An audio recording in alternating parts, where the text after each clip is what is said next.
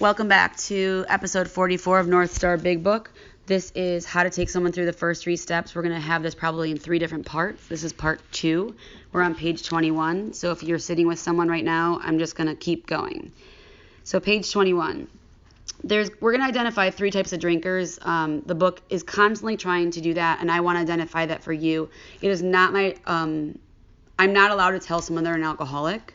The book suggests that many, many times that someone should figure that out for themselves. So one of my responsibilities today in this moment is for the new person or the person coming back to identify if they're a real alcoholic. If they just say, yes, I am, that's great, but I'm not able to go on until they understand what alcoholism is. It's my responsibility to explain that. So there's 3 types of drinkers. On the bottom of 20, it tells me there's a moderate drinker. They're the people who could take it or leave it alone. I've never met a moderate drinker in Alcoholics Anonymous unless they were here in guide, like they were in social work and they came because they had to go to a meeting to learn about Alcoholics Anonymous, or they were a family member. So I'm not a moderate drinker. I could never take it or leave it alone. Number 2 on the way bottom of 20 says a hard drinker. So the hard drinker, it says he may have the habit badly enough to gradually impair him physically and mentally. It may cause him to die a few years before his time. Here's the deal. A hard drinker, this is what it says, if a sufficiently strong reason, and here's the reasons: ill health, falling in love, change of environment, or the warning of a doctor becomes operative, this man can also stop or moderate. So here's the deal. Picture me and Sarah, and we're up in front of the judge for the second time for our second DUI, and she's a hard drinker and I'm a real alcoholic. We both got a DUI twice. We both are a mess. And the judge says to us, she says, I'm sick of seeing you 2 drunks in here. If I ever see you in here again, you're going directly to prison. You're going to lose your license forever, and you're going to go to prison for 3 years. She doesn't care what kind of drinker I am. So Sarah and I both look at each other and we're freaking out. We both make a decision within ourselves. We both decide we're no longer going to drink and drive. Neither of us is willing to give up drinking. She's a hard drinker, I'm a real alcoholic. We both make a decision, we're just not going to drink and drive. We go back to our houses. Sarah goes home. She gives her keys to her friend. They go out that night and drink, and Sarah does not drink or drive anymore because she doesn't want to lose her freedom. I go home to my boyfriend. I give him my keys, and I tell him, no matter what, don't give them to me. We go to a bar that night. I'm drinking. I've had like 7 shots. I see him look at a girl the way I don't like him looking at a girl. I grab the keys from him. We wrestle at the bar. We get thrown out onto the street. He tells me he's not allowed to give me the keys. I swear to him and call him mean names and kick him. And I take my keys and I leave and I go drunk driving because it doesn't matter the promise I made. Once alcohol's in my body, I no longer can make any other decisions. A real alcoholic cannot choose to stop drinking or choose to moderate and stay that way. A hard drinker can moderate or stop given a sufficient reason. Whether it's a relationship threat, a health threat, a freedom threat, a job threat, a family threat, a real alcoholic cannot stop or moderate and stay that way given a good reason. And here's number 3, the real alcoholic. But what about the real alcoholic? And this person, it says, he may start off as a moderate drinker. He may or may not become a continuous hard drinker.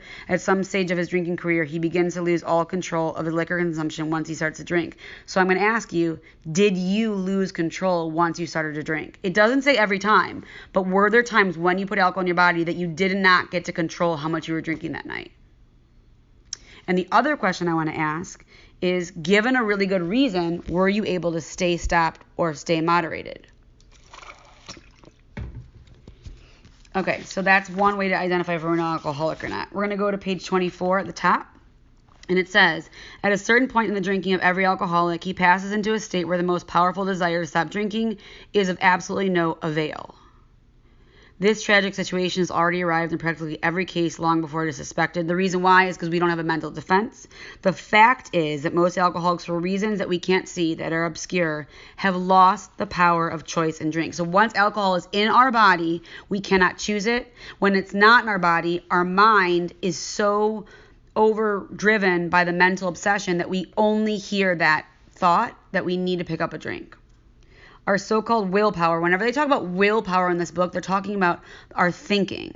Were you able to think your way out of it? I was always able to think my way out of any situation except for alcohol.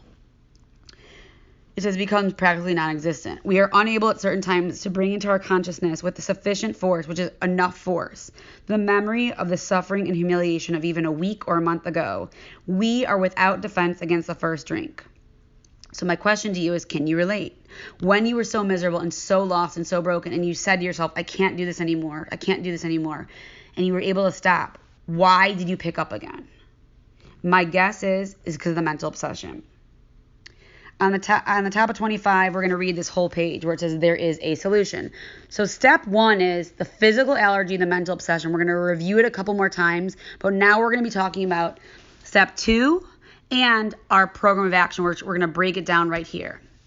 And it's going to sound overwhelming, and it is overwhelming, but I'm going to guide you through it, and whoever is sponsoring you is going to walk you through it, hold your hand, walk you through it, not do it for you, but support you along the way. There is a solution. That a solution we're talking about is 12 steps. Almost none of us like the self-searching. That's the 4th step they're talking about. The leveling of our pride, which we do in our 6th through 9th step. The confession, which is our 5th step of our shortcomings, which this process requires for a successful consummation. So I just want to stop right here for a second. I personally feel it's really important to explain to you what we're going to ask you to do. I do not want to hire you for a job that you don't understand what it's going to entail. If I'm hiring you to be the cleanup person of Burger King, I want you to understand that you're going to have to clean the grease traps, clean the bathroom, clean the toilets, and wipe all the tables down every single night. And if you don't want to do that because you're grossed out by it or you're not going to be willing to do it, I need to know and you need to know so you don't waste time and I don't waste time. Which is why at this moment I'm going to sit and explain to you what we're going to ask you to do tonight or today and what you're going to be doing over the next couple of weeks, couple of months, and then daily for what the rest of your life, one day at a time. I like you to know it because I don't want there to be any surprises. I'm very transparent when I work the steps with people. And so what we're going to ask you to do is this. Tonight or today or tonight, whatever time it is you're listening to this, we're identifying what the problem is. The physical allergy and mental obsession. When you put alcohol in your body, can you control it? That's the physical allergy. When you don't have alcohol in your body, do you want to pick up a drink again because you're mine? That's mental obsession. That's the problem. The solution to the problem is step 2, which is that there's something bigger than us that's going to help us to restore us to sanity. And all I like to explain for step 2 is we believe as sober, recovered alcoholics that these steps, this program that we have to offer you is going to unblock you enough to get you to a higher power. I call that higher power God. If that word bothers you, we can call it something else.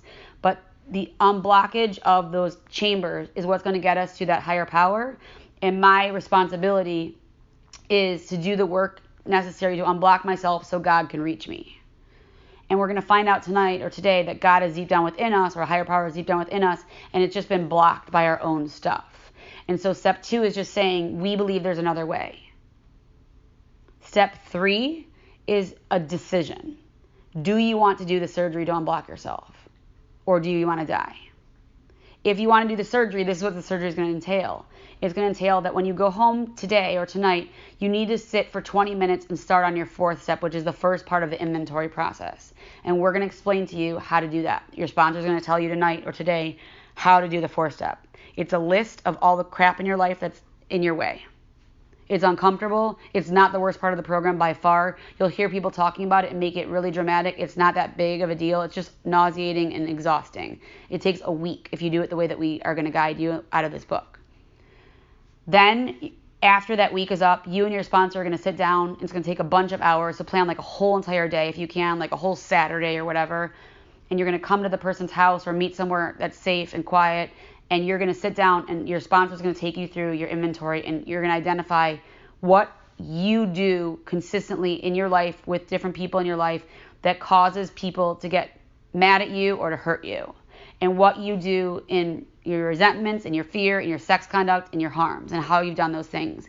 We're going to identify a pattern. It's going to be really obvious after a couple of pages, and you're going to start to feel embarrassed, not because you've done so many horrible things, but because you're upset about things that are really petty, which is basically what we are like.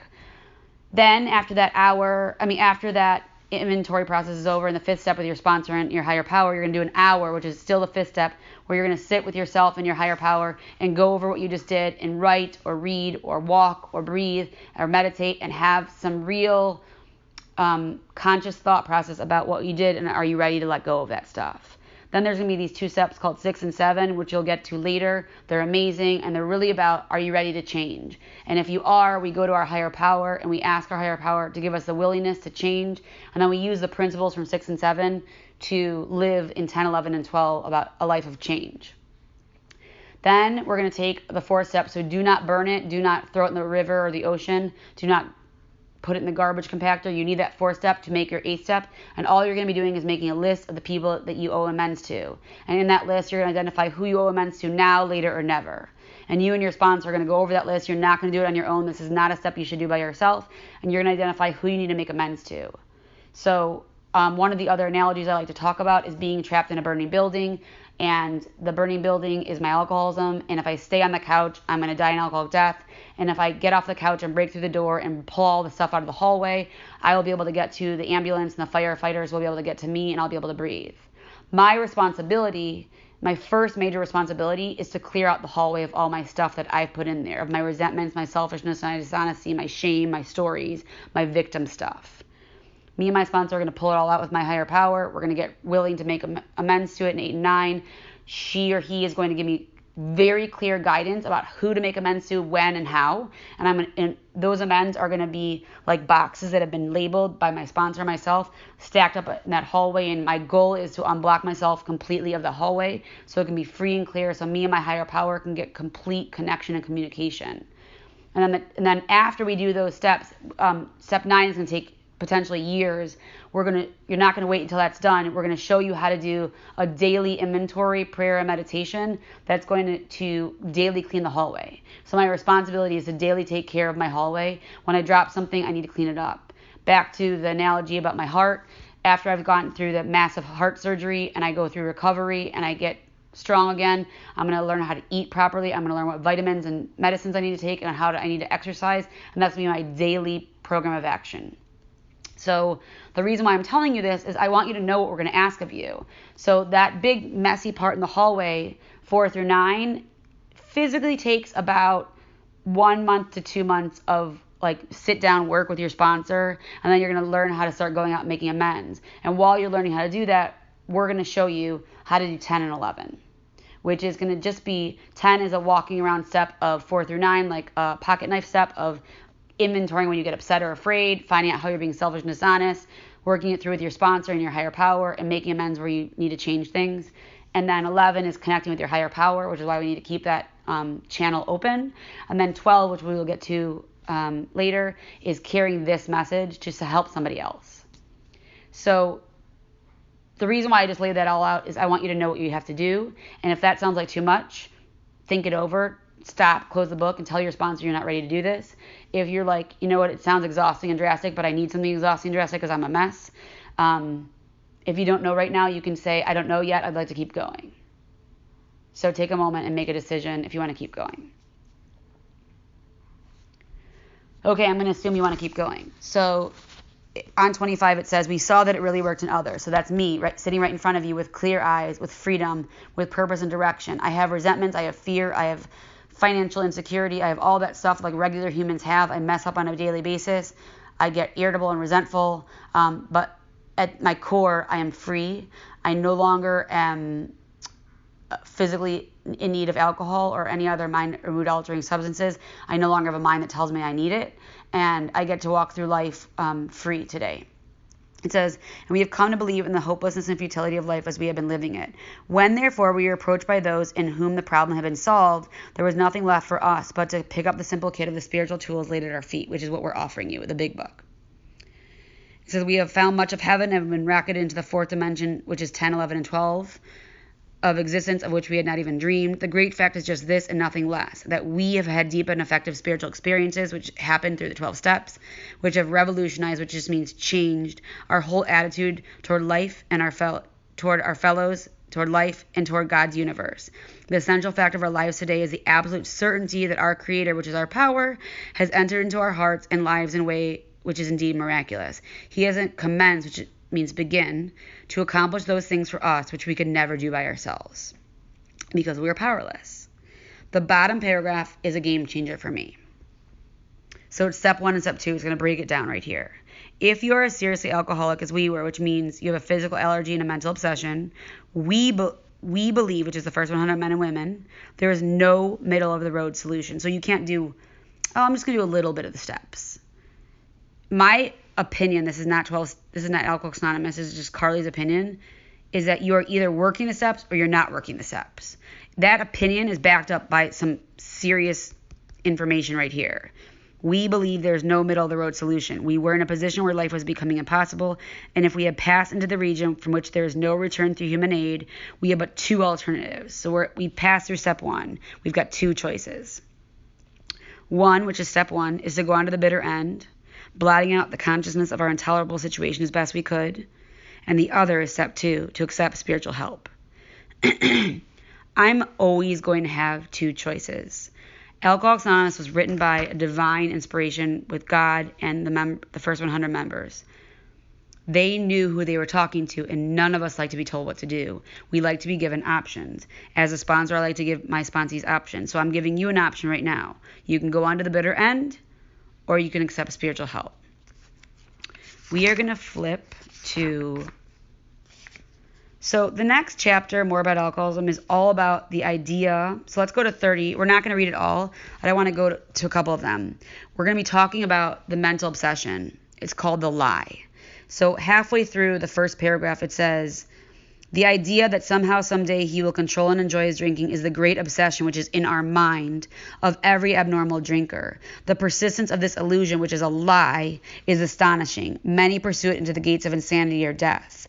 Underneath that it says, we learned, which is in step one, that we had to fully concede, which means to give over, to admit defeat, to our innermost selves, not to our sponsor, not to our mom, not to our dad, not to our spouse, not to our boss, to our innermost selves in the mirror, that we were alcoholics. And I ask you, have you done this? It says the delusion that we are like other people, or presently it maybe, has to be smashed.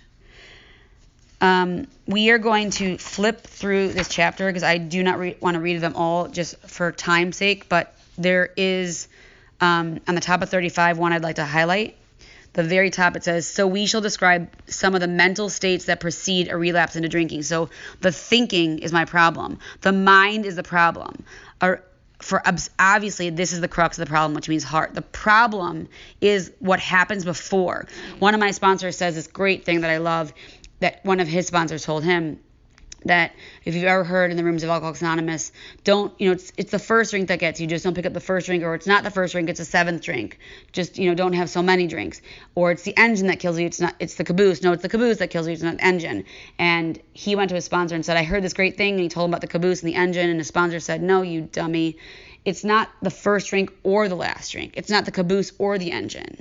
It's the thought in your mind that tells you the lie that it is okay to stand on a train track when a moving train is coming towards you. That's the problem. And that's called a mental obsession. We are going to flip to the end of More About Alcoholism, and we're going to go to the bottom of 43, the last paragraph. Once more, the alcoholic at certain times has no effective mental defense against the first drink. Except in a few rare cases, neither he nor any other human being, including the fellowship and your sponsor, can provide such a defense. His defense must come from a higher power. So now it's leading me into step 2. We agnostics, page 44. This is the make or break page right here. This is where I take every single prospective alcoholic to, if they don't know if they belong here. So if you don't know yet, this is the page you're going to know. You're going to either close your book here and move on, or you're going to keep going. It says, in the preceding chapters, you have learned something of alcoholism. We hope we have made clear the distinction between the alcoholic and the non-alcoholic, and now they're going to do it. This distinction has an or in the middle of it, which means I don't have to be both of these. I only have to be one of them. So when I read this, think about that. If when you honestly want to, you find you cannot quit entirely. So when you try to not drink on your own, you found you couldn't stay stopped completely. Did that happen to you? If it did, that is called the mental obsession. Or if that didn't happen to you, when you drink, you have little control over the amount you take. That is from the physical allergy. When I put alcohol in my body, I can't control the amount I take. It doesn't say every time. It says when I drink. If I have one of those, I'm an alcoholic. If I have two of them, I'm an alcoholic. It says you are probably alcoholic. If that be the case, you may be suffering from an illness which only a spiritual experience will conquer. The only way I know how to offer someone a spiritual experience is the 12 steps. The next paragraph says, halfway down, to be doomed to an alcoholic death, which is step 1, or to live on a spiritual basis, which is step 2, are not always easy alternatives to face. The next page on 45, where it says lack of power, that was our dilemma. A dilemma means having to choose between two really unpleasant things. Not should I go to Miami or California for spring break. A dilemma is, should I go to Alcoholics Anonymous and do this work, or should I kill myself? Lack of power, that was our dilemma. We had to find a power by which we could live, because I want to live. I'm existing. Life without living, death without dying. And it had to be a power greater than ourselves, obviously. But where and how were we to find that power? And after that, where and how were we to find that power, I wrote the words, page 55. And we're going to flip there right now. This is where we're going to find the power. I usually have my new person read this part because I find it to be super painful and uncomfortable and beautiful to read. But because you are not here, I'm going to read it to you. Actually, we were fooling ourselves. For deep down in every man, woman, and child is the fundamental idea of God. It may be obscure, which means blocked, like my heart and like that hallway, by calamity, by pomp, by worship of other things. But in some form or other, it is there. For faith in a power greater than ourselves and miraculous demonstrations of that power in human lives are facts as old as man himself. We finally saw that faith in some kind of a God was a part of our makeup, just as much as the feeling we have for a friend. Sometimes we had to search fearlessly, which is something we might have to do. I had to. But he was there. He was as much a fact as we were. We found the great reality deep down within us. In the last analysis, it is only there that he may be found. It was so with us. We can only clear the ground a bit. If our testimony helps sweep away prejudice, enables you to think honestly, encourages you to search diligently within yourself, then, if you wish, you can join us on the broad highway. With this attitude, you cannot fail. The consciousness of your belief is sure to come to you. That's some serious promises. We are going to flip to page 60 to after how it works, where it says our description. Our description of the alcoholic, the chapter of the agnostic, and our personal adventures before and after make clear 3 pertinent ideas. I'm going to turn these into questions I'm going to ask you. Do you think you're an alcoholic? Do you have a physical allergy or a mental obsession? That's a yes or a no. Do you think you can manage your own life? Yes or no. B, do you think that there is a human power that can relieve you of your alcoholism? A boyfriend, a girlfriend, a sponsor, or a priest, or a rabbi, a mom, a dad? What's it going to be? If no one can relieve you of your alcoholism, that is step 2. And C says, do you think that God or your higher power or whatever you want to call it can and will if you seek that out, if you do these steps? And if your answer is yes or maybe or I hope so, then you're on your way. I just want to backtrack for 1 second. In We Agnostics, there's a page I want to get to. Oh, page 47 real quick. If you're struggling with the idea of God, and we are totally here to talk about that with a longer amount, which all of us have experience with. I just want to look at this one paragraph. We needed to ask ourselves but one short question. Do I now believe that that's a yes or no? Or am I even willing to believe that there is a power greater than myself?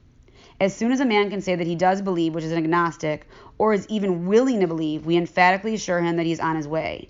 It has been repeatedly proven among us that upon this simple cornerstone, which is just willingness, a wonderfully effective spiritual structure can be built. And the easiest way I like to explain that is forget about God. Forget about a higher power. You don't have to have a relationship at this point. Do you believe that this program, these steps, that what we've done and what we're sharing with you could possibly work for you if you do it this way? Could possibly lead you to something that you've never experienced, a relationship with a higher power that can be enough to get you through the day. If you believe it's possible, even like the size of your freckle, you can move on. So let's go to the bottom of 60. It says being convinced. So being convinced of those 3 things, we were at step 3. which is that we decided to turn our will and our life over to God as we understood him. What do we mean by that, and just what do we do? The first requirement, so there's no longer suggestions. If you want to do the program of Alcoholics Anonymous, it's not, the only thing that's suggested in Alcoholics Anonymous is our program. Anyone's a member if they say they want to be a member. You can only become recovered and get free if you do the steps. So our program is suggested to people who walk in the doors. But once you decide to do the program, there are requirements. And the first requirement is that we be convinced that any life run on self-will can hardly be a success. On that basis, we are almost always in collision with something or somebody, even though our motives are good. So the problem is self, how we act. Let's go to 62, where it says selfishness, self-centeredness, that we think is the root of our troubles. Driven by 100 forms of fear, self-delusion, self-seeking, self-pity, we step on the toes of our fellows and they retaliate. So now they're getting into what our real problem is. That our problem is from ourselves, that we started from our fears, from our self-delusion, from our self-pity. And it says on the bottom, we had to have God's help. We can't do this on our own. It says this is the how and why of it. First of all, we had to quit playing God. It didn't work. Next, we decided that hereafter in the drama of life, God was going to be our director. He is the principal, we are his agents. He is the father and we are his children.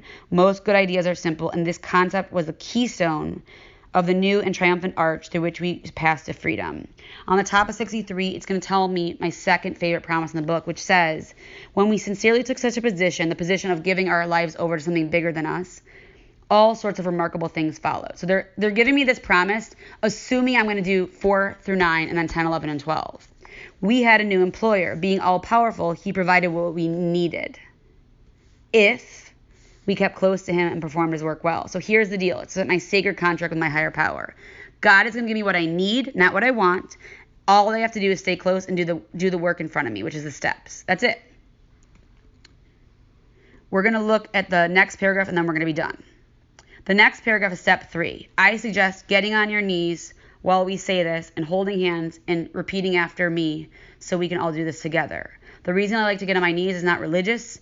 It is a physical way I like to show my higher power that I am surrendering. I get on my knees in the morning, I get on my knees at night, and I get on my knees when I'm desperate and lost.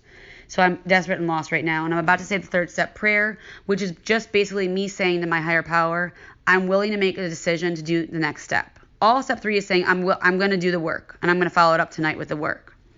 So I'm going to repeat after me. We are now at step 3. You don't have to repeat this part. We are now at step 3. Many of us said to our Maker as we understood him. So here's what we're going to repeat. God, I offer myself to thee to build with me and do with me as thou wilt. Relieve me of the bondage of self, that I may better do thy will. Take away my difficulties, that victory over them may bear witness to those I would help of thy power, thy love, and thy way of life. May I do thy will always. Before we get off, I just want to say a few things. The bottom paragraph on 63 does not say, now you get to go home and rest. You just did 3 steps in 1 hour. That's exhausting. Awesome job. Get a t-shirt and a cake. You're done. It says, next we launch out on a course of vigorous action. A rocket ship launches into space. So we are going to launch, which is vigorous action, and the time frame is next. The first step of which is a personal house cleaning, top of 64, of which many of us had never attempted. Though our decision, which is step 3, was vital, which is life and death, and crucial, it could have little permanent effect unless at once, which means right now, followed by a strenuous effort to face and be rid of the things in ourselves which have been blocking us, that surgery and that hallway. Our liquor was but a symptom, so we had to get down to causes and conditions. So I'm still blocked off after that beautiful step I just did. I'm still blocked off. Step 4, your sponsor's going to go over with you right now. She's going to give you the sheets, go over them with you. And tonight you have to go home and start writing, even if it's just 20 minutes. Otherwise, you're going to be sitting back on that couch in the burning building or in the waiting room with your fully blocked heart. Thank you for your time. I wish you peace.